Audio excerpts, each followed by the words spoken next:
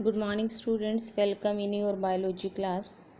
आज हम cell chapter का पार्ट 2 स्टडी करेंगे, जिसमें हम प्रोकैरियोटिक एंड यूकैरियोटिक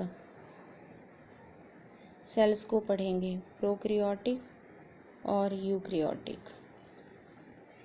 ठीक है, यानी सेल की टाइप्स को स्टडी करेंगे। जनरली 2 टाइप के सेल होते हैं, प्रोकैरियोटिक और यूकैरियोटिक। बेटा, प्रोकैरियोटिक सेल्स प्रोकैरियोटिक सेल जो हैं वो सेल होते हैं जिनमें न्यूक्लियर मेम्ब्रेन नहीं होती, और ऐसे जो भी और इनमें मेम्ब्रेन बाउंड और सेल ऑर्गेनेलिस भी नहीं होते। इनको हम प्रोकैरियोटिक सेल कहते हैं। जनरली ये सेल जो हैं किंगडम मोनेरा में पाए जाते हैं, और bacteria, cyanobacteria, blue green algae, PPLO, ये सारे इसके एग्जाम्पल्स हैं। प्रोकैरियोटिक सेल सबसे सिंपलेस्ट और मोस्ट कॉमन ऑर्गेनिजम्स हैं। दे आर जनरली स्मॉलर होते हैं ये, एंड स्मॉलर होते हैं। These bacteria are found in almost every part, every situation, every condition. Components अगर हम देखें तो जनरली कंपोनेंट में, सेल के कंपोनेंट में एक तो जेनेटिक मटेरियल है, फिर सेल एनवलप्स हैं जो इसके कंपोनेंट्स में आते हैं। जेनेटिक मटेरियल में न्यूक्लियोइड, न्यूक्लियोइड का मतलब genetic material without nuclear membranes, that is naked, not enveloped by any nuclear membrane.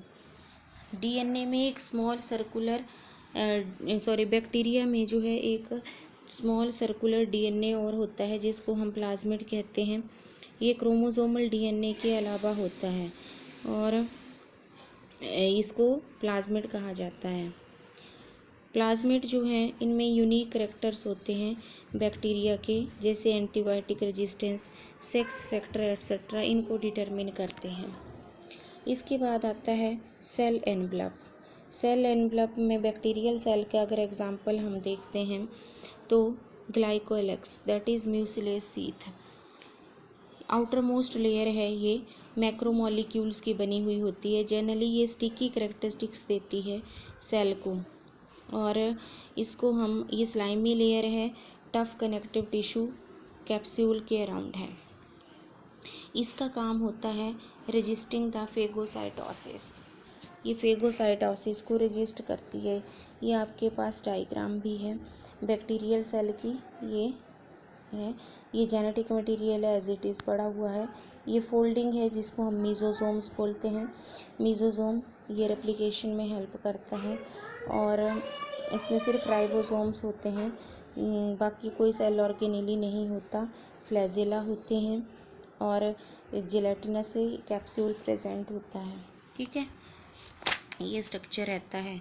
अब अगर हम इसकी सेल वॉल की बात करें, सेल वॉल, बैक्टीरियल सेल की सेल वॉल, तो सेल वॉल जो है ये जस्ट बिलो द ग्लाइकोलेक्स प्रेजेंट होती है।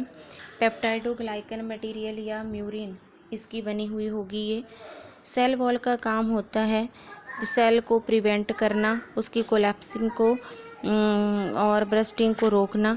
ये मटेरियल का एक्सचेंज करवाती है in and out of the cell, material exchange in and out of the cell इसकी मदद से ही होता है। फिर ये पैथोजेंस के अटैक से भी बचाती है, मैकेनिकल सपोर्ट भी देती है। फिर इसके बाद आती है प्लाज्मा मेम्ब्रेन। प्लाज्मा मेम्ब्रेन जो होती है इनर मोस्ट लेयर है, ये रिस्पॉन्सिबल होती है interaction of the cell with outside environment. इसके फंक्शंस होते हैं कि एक्सचेंज ऑफ स्पेसिफिक मटेरियल को रेगुलेट करना। ये सिलेक्टिवली परमिएबल होने की वजह से ओनली सिलेक्टिव मॉलिक्यूल्स को परमिट करती है अंदर आने के लिए, and prevent the loss of components from the cells through leakage. फिर अगर मेम्ब्रेनस स्ट्रक्चर देखें इसमें, तो मेम्ब्रेनस स्ट्रक्चर में सबसे पहला आता है मीजोसोम, जो मैंने आपको फिगर में दिखाया भी था। मीजोसोम्स जो हैं वो फोल्डिंग होती हैं प्लाज्मा मेम्ब्रेन की, और in the form of vesicles, tubules या लैमेला।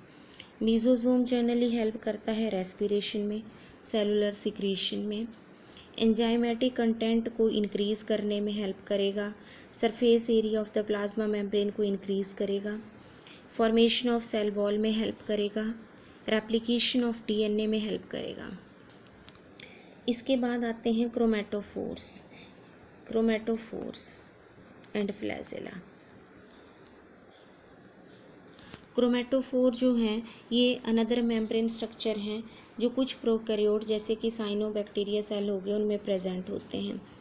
ये फोटोसिंथेटिक फॉर्म्स में प्रेजेंट होते हैं जो कि फोटोसिंथेटिक पिगमेंट को अपने में पजेस करते हैं।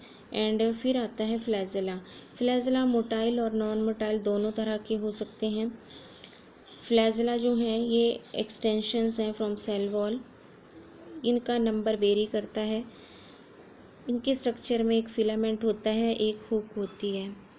फिलामेंट जो होता है वो लॉन्गेस्ट पोर्शन होता है फ्लैजेलिन प्रोटीन का बना हुआ, और हुक जो है एक कर्व्ड ट्यूबुलर स्ट्रक्चर है जो प्रोटीन सब यूनिट्स की बनी हुई होती है।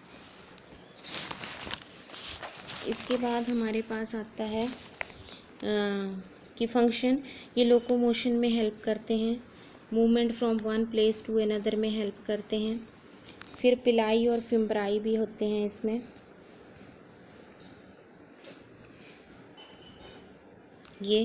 ये सरफेस स्ट्रक्चर्स हैं, इनका कोई रोल नहीं होता लोकोमोशन ऑफ बैक्टीरिया में। They are generally pilin protein के या पाइलिन प्रोटीन के बने होते हैं, और ये स्मॉल ब्रिसल लाइक स्ट्रक्चर्स होते हैं। ये कंजुगेशन ब्रिज फॉर्मेशन में हेल्प करते हैं। और फिम्ब्राई जो हैं ये बैक्टीरिया को सॉलिड सरफेस से अटैच करने में हेल्प करते हैं। ठीक है। फिर इंक्लूजन्स में अगर देखें तो इंक्लूजन्स में राइबोसोम्स होते हैं और इंक्लूजन बॉडीज़ होती हैं, बाकी कोई सेल ऑर्गेनेली नहीं होता। राइबोसोम्स स्मॉल होते हैं, 70S टाइप के राइबोसोम्स प्रोकैरियोट्स में पाए जाते हैं, जो कि 30S और 50S दो सब यूनिट्स में बंटे हुए होते हैं। और at the time of protein synthesis वो पॉलीराइबोसोम के स्ट्रक्चर में on the messenger RNA strand पे इकट्ठे हो जाते हैं, इनकी सब यूनिट्स जुड़ जाती हैं। इंक्लूजन बॉडीज़ में नॉन लिविंग स्ट्रक्चर्स आते हैं, साइटोप्लाज्म जो कि मेम्ब्रेन से बाउंडेड नहीं होगा and not bounded by the any membrane system, और ये gas vacuoles, sulphur granules etcetera इसके एग्जाम्पल है। इसके बाद आपके पास आता है यूकैरियोटिक सेल।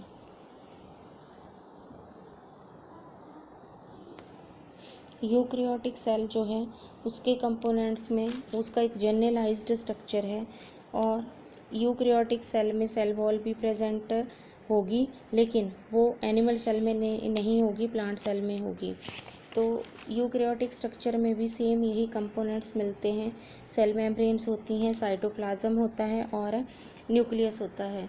यूकैरियोटिक सेल का न्यूक्लियस वेल डिफाइंड होता है, जो मैंने पहले ही आपको बता दिया। सारे membrane bound cell organelles eukaryotic cell में प्रेजेंट होते हैं, और सारे मेम्ब्रेन बाउंड सेल ऑर्गेनेलीज का अपना अपना एक फंक्शन होता है, वो स्पेशल फंक्शन परफॉर्म करते हैं। जैसे माइटोकॉन्ड्रिया एनर्जी जनरेट करता है, सेलुलर रेस्पिरेशन में हेल्प करता है, गोल्गी एपरेटस पैकेजिंग का काम करता है। तो इस तरह से डिफरेंट इनके काम होंगे। और मेम्ब्रेन जो है वो उसी तरह से जैसे कि हमने प्रोकैरियोटिक सेल में पढ़ी, सेलुलर मेम्ब्रेन्स पाई जाती हैं, सेल वॉल, लेकिन cell wall only plant cell eukaryotic में पाई जाएगी और एनिमल में नहीं होगी। प्लाज्मा मेम्ब्रेन होगी, वैसे ही सेमी परमिएबल होगी जो एक्सचेंज ऑफ मटेरियल को गाइड करेगी। और जो जेनेटिक मटेरियल है वो क्रोमोसोम जो होंगे वो मोर देन 1 होंगे, और inheritance of characters from one generation to another में हेल्प करते हैं। ठीक है, तो this is all about prokaryotic and eukaryotic cell. Okay, thank you.